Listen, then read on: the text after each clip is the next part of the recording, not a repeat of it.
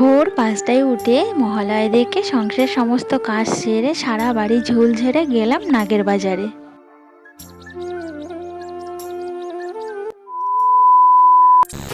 শুভ সকাল বন্ধুরা, কেমন আছো তোমরা সবাই? আশা করছি যে যেখানে আছে সবাই খুব ভালো আছে, সুস্থ আছে। তোমাদের ভালোবাসে আমরাও কিন্তু খুবই ভালো আছি। এখন ভোর ৫টা বাজে। তো দেখতেই পাচ্ছ চারিদিকে কেমন অন্ধকার মতো, আর গাছে শিউলি ফুলগুলো দেখো এখনও ঝরে পড়েনি, কি সুন্দর লাগছে। তো এখন থেকেই একটা সুন্দর সকালকে সঙ্গে নিয়ে তোমাদের সবাইকে সঙ্গে নিয়ে আজকে নতুন ব্লগটা শুরু করছি। আশা করছি আমার এই ব্লগটা তোমাদের ভীষণই ভালো লাগবে। আজ বুধবার, মহালয়ার অনেক অনেক শুভেচ্ছা ভালোবাসা জানিয়ে আজকের ভিডিওটা তাহলে শুরু করি চলো। আর সবার প্রথমে আমি এখানে চা বসিয়ে দিয়েছি, দুধ চা করে নিলাম সবার জন্য। তো দুধ চা খেতে আমার ভীষণই ভালো লাগে, শুধু বড়মশাইয়ের জন্য খাওয়া আর হয়ে ওঠে না। আজকে বড়মশাই বাড়িতে আছে, বেলার দিকে বেরাবে, তার জন্য ভাবলাম একটু দুধ চা করে নিই সবার জন্য। তো এখানে দেখো আমি 4 কাপ দুধ চা করে নিয়েছি, এখন সবাই মিলে বসে দুধ চাটা খাবো। সকালবেলা উঠে কিন্তু মহালয়া দেখেছি, তোমরা কে কে মহালয়া দেখেছো কমেন্টস করো। তো তারপরে চলে এলাম দেখো ঘর বাড়ির ঝুল ঝাড়তে। কয়েকদিন আগেই আমি ঝুল ঝেড়েছিলাম সারা বাড়ি, বিশ্বকর্মা পুজোর আগে। তো আবার এই যে মহালয়া পুজো শুরু হয়ে যাচ্ছে, তার জন্য ঘর বাড়ি সব আবার ঝুল ঝেড়ে নিচ্ছি। যদিও কোনো নোংরা হয়নি, ঝুল তো পড়েইনি, খুবই কম পড়ে, তাও যেটা নিয়মে সেটা তো করতে হবে সংসারের মঙ্গলের জন্য। আমি তো বাড়ির বউ, এই বাড়ি ভালো মন্দ নিয়মকানুনগুলো তো আমাকেই মানতে হবে, তার জন্য নিয়ম রক্ষা করে দেখো সারা ঘর বাড়ি আমি এখন ঝুল ঝেড়ে নিচ্ছি। তো আর বলো না, ঝুল ঝাড়াটা না খুঁজেই পাচ্ছি না কোথায় রেখেছি। তার জন্য এই যে দেখো ঝাঁটা দিয়েই ঝুলটা ঝেড়ে নিচ্ছি। কি আর করব, ঝুল ঝাড়াটা না পেলে আর কিছু করার নেই। তো ঘর বারান্দা সিঁড়ি ওপরের ঘর সব এখন ভালো করে আমি ঝুলটা ঝেড়ে ঝাড়পোছ করে নিচ্ছি। আর কাচাকুচি তো নিত্য আমার তো লেগেই আছে, রেগুলার আমি কাচাকুচি করি, তো তার জন্য আলাদা করে আর আমার কাচাকুচি কিছু করতে হবে না। তো আজও আমি অনেকটাই জামা কাপড় ভিজিয়েছি। আর এই দেখো সিঁড়ির এখানটা আমি এখন ঝুলটা ভালো করে ঝেড়ে নিচ্ছি। তো এইখানে ঝুলটা ঝাড়তে গিয়ে না আমার ভীষণ ভয় লাগছে, কারণ আমাদের সিঁড়িতে না রেলিং নেই, পাশে যদি একবার হড়কে যাই তো পুরো নিচে চলে যাব। তো অনেক রিস্ক নিয়ে আমি এই সিঁড়ির তলাটা ভালো করে ঝুল ঝেড়ে নিচ্ছি। আর এই দুর্গাপুজোর সময় দেখবে যার যেমনই বাড়ি ঘর থাকুক না কেন, সবাই সুন্দর করে ঘর বাড়িগুলোকে সাজিয়ে তোলে। তো আমিও এরকম যতটা পারছি করছি। তারপরে দেখো বিছানাটা সুন্দর করে ঝেড়ে নিচ্ছি। তো এবার আমি ঘরটাও ভালো করে ঝাড় দিয়ে নেবো। আজকে একটু দেরি হয়ে গেছে, মহালয় দেখছিলাম তার জন্য অনেকটাই দেরি হয়ে গেছে। উঠেছে কিন্তু সেই ভোরবেলা 5টার দিকে। তো যাই হোক দেখো বিছানাটা আমি সুন্দর করে গুছিয়ে নিলাম। এবার আমি বালিশগুলো সুন্দর করে রেখে দিচ্ছি। তারপরে কয়েকটা জামা কাপড় আছে সেগুলো ভাঁজ করে রেখে দেবো। পুজো আসছে দেখতে দেখতে আজ মহালয়া চলে এলো। দেখতে দেখতে পরের সপ্তাহে আজকের দিনে ষষ্ঠী। কত তাড়াতাড়ি পুজোটা চলে এলো। তো দেখো আমি এখানে কয়েকটা জামা কাপড় ছিল সেগুলো ভাঁজ করে সুন্দর করে গুছিয়ে রেখে দিলাম। আর ভেবেছিলাম এই দরজা জানলার একটু পর্দা কিনবো, কিনে ঘরটাকে সুন্দর করে সাজাবো, কিন্তু সেটা এখনও হয়ে ওঠেনি। দেখি এখনও চেষ্টায় আছি। আমাদের বাড়ির পাশে দুর্গাবেদিতে কালকেই ঠাকুর চলে এসেছে, আর ঠাকুর চলে এসেছে কেমন যেন মনে হচ্ছে পুজো পুজো শুরু হয়ে গেছে, ভীষণ ভালো লাগছে। দুষ্টটা আবার দিদির সাথে গিয়ে ঠাকুর দেখে এলো। তো এসে আমাকে আবার ঠাকুরের গল্প শোনাচ্ছে, কি ঠাকুর দেখেছে। আবার বলে কি অসুরের শিং নেই কেন, আগেরবার অসুরের কোথায় শিং দেখেছিল, তো এবার আমাদের এখানে ঠাকুর দেখে বলছে অসুরের শিং করেনি কেন। আজকে সকাল থেকে সেই আকাশটা যেন কেমন মেঘলা মেঘলা করে আছে, সকালের দিকে একটু বৃষ্টিও হয়ে গেছে, আবার হয়তো বেলার দিকে হবে। তো দেখো আমি ঘরটা ভালো করে ঝাড় দিয়ে নিচ্ছি। আর আজকে দাদাভাই বেরায়নি, তো দেখো দাদাভাইয়ের ব্যাগ হেলমেট সব সরিয়ে আমাকে ভালো করে ঝাড় দিতে হচ্ছে। বেলা থেকেই সব কাজগুলো খুব তাড়াতাড়ি সারছি। দাদাভাইয়ের সাথে একটু বেরাবো, এক জায়গায় যাব, তো কোথায় যাব সব তোমাদেরকে বলছি, তোমরা ভিডিওটা দেখতে থাকো। তো ঘরটা বারান্দাটা ঝাড় দেওয়া হয়ে গেছে, আর ওপরে ঘরটাও আমি ঝাড় দিয়ে কিন্তু চলে এসেছি কমপ্লিট করে। তো এখন এবারে আমি ঝাড় দিয়ে তারপর রেডি হব। তো দাদাভাইও ওদিকে রেডি হয়ে গেছে, তো আমাকে তাড়াতাড়ি করে রেডি হতে বলছে, নাহলে আবার দাদাভাই বেরাতে দেরি হয়ে যাবে, কারণ দাদাভাই তো আবার দুপুরের দিকে বেরাবে ডিউটিতে। আর এই দেখো আমি পুরো রেডি হয়ে গেছি, আর অনেক দিন পর দাদাভাইয়ের সাথে আজকে বেরাবো। দুষ্টুকেও রেডি করিয়ে নিয়েছি, দুষ্টুকে একেবারে স্নান করিয়ে রেডি করে নিয়েছি, কিন্তু ও যেতে চাইছে না। অন্য বাচ্চারা বাবা মা কোথাও গেলে বায়না ধরে যাওয়ার জন্য, আর আমার দুষ্টুটা একদম আলাদা, ও একদমই যেতে চায় না। ও বলে আমাকে কার্টুন চালিয়ে দাও, আমি বসে বসে কার্টুন দেখি। তো মেয়েও বাড়ি আছে, তার জন্য দুষ্টুকে আমি রেখেই যাচ্ছি। দেখো ও পুরো রেডি, তো যেতে চাইছে না, থাক কার্টুন দেখুক, আমরা দুজনে ঘুরে আসি। দাদাভাই রেডি হয়ে নিচে নেমে গেছে, বাইকের কভার খুলছে। তো এই দেখো আমরা কিন্তু বেরিয়ে পড়েছি।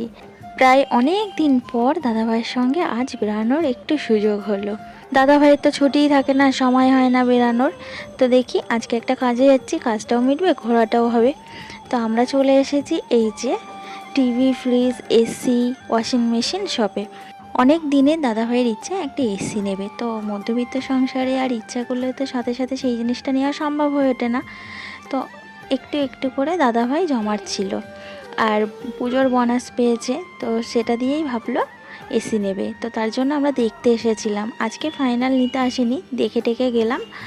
তো ওই দোকানটাতে না দেখে আর একটা দোকানে যাচ্ছি, কারণ দেখি ওই দোকানে একরকম বললো, আর একটা দোকানে গিয়ে দেখি সেখানে কেমন কি বলে।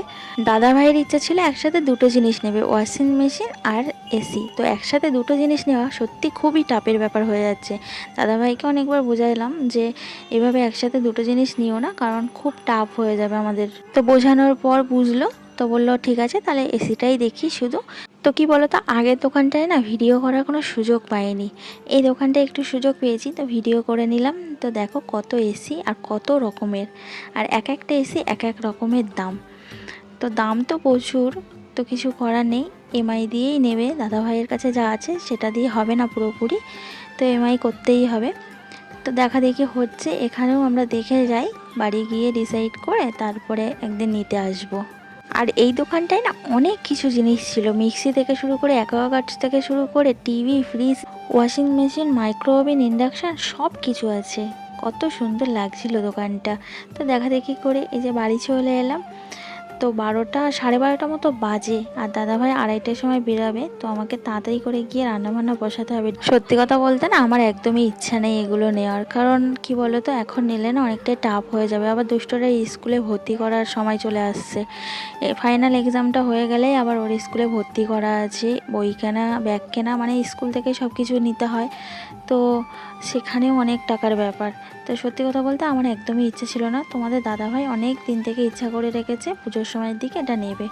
সবারই এক একটা ইচ্ছা থাকে, সারা দিন রাত কষ্ট করে সে।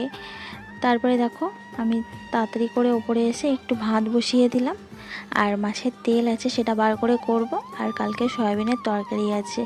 এখন তো অনেকটাই বেলা হয়ে গেছে, এখন আমার তরকারি করার মতো সময় নেই, দাদাভাই স্নান করতে ঢুকে গেছে, তার জন্য এই মাছের তেলটাই করব, আর ওই তরকারিটা আছে বার করে গরম করে নেবো।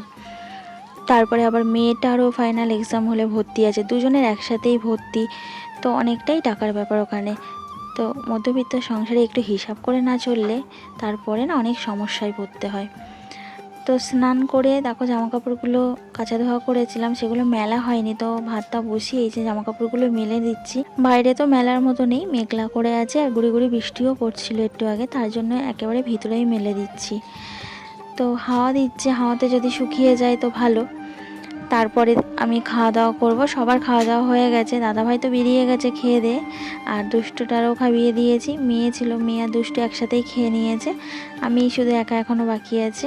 এসির দোকানে বলছিল বারবার করে যে আজকে মহালয়ার অফার চলছে, আপনারা যদি নিতে চান তাহলে 200-300 টাকা দিয়ে বুক করে যান। তো দাদাভাই করলো না, কেন জানি না, হয়তো এখন নেবে না, আরও কটা দিন পরে হয়তো নেবে। তো অফার চলছিল বেশ ভালো, অনেক কম হয়ে যাচ্ছিল অফারে। তো যাই হোক খাওয়া দাওয়া করে নিলাম, আর খাওয়া দাওয়ার পরে বাসন ছিল সেই বাসনগুলো ধোয়া মাজা করে জানলাতে উবুর করে দিলাম, জল ঝরে যাক, তারপরে তুলে রাখবো। আজকে মহালয়া, তো মেয়ের সব বন্ধুরা মিলে একটা ছোট্ট পিকনিক মতো করবে, মিনি পিকনিক, বিকেলবেলা আমাদের বাড়িতেই হবে।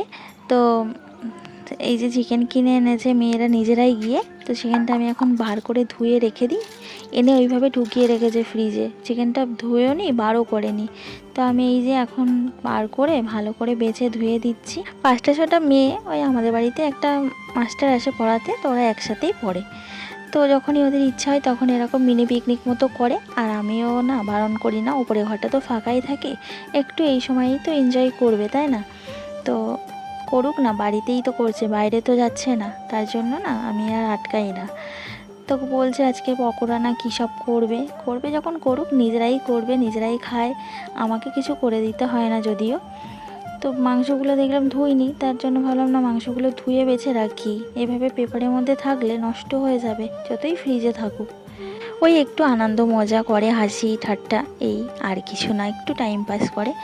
তো যাই হোক দেখো আকাশের অবস্থাটা, পুরো মেঘলা হয়ে আছে। চলো আজকের মতো ভিডিওটা এখানেই শেষ করছি। ভালো লাগলে লাইক করো আর কমেন্টস করে জানিও কেমন লাগলো।